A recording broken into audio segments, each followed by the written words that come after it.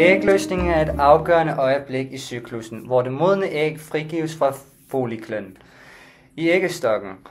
Efter ægløsningen omdannes den tomme folikel til det gule legeme, der spiller en vigtig rolle i at opretholde livmoderslimhinden ved at producere progesteron.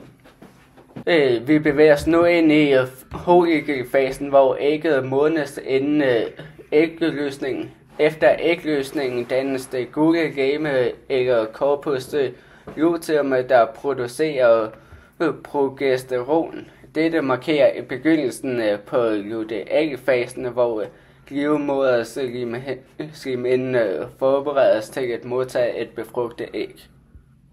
Hormonerne spiller en afgørende rolle i hele denne proces. FSH, eller folkestimulerende hormon, og LH, regulerer folikeudviklingen i æggestokkene.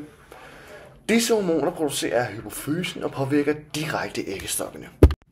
To vigtige hormoner, østrogen og progesteron, regulerer cyklussen. Østrogen, primært produceret af foliklen, bidrager til opbygning af livmoderslimhinden.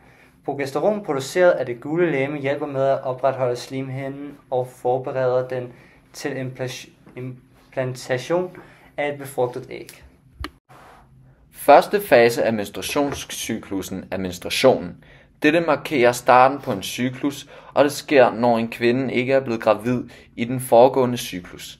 Livmoderslimhinden, som blev opbygget i den sidste cyklus, begynder at nedbrydes og udskilles gennem skeden.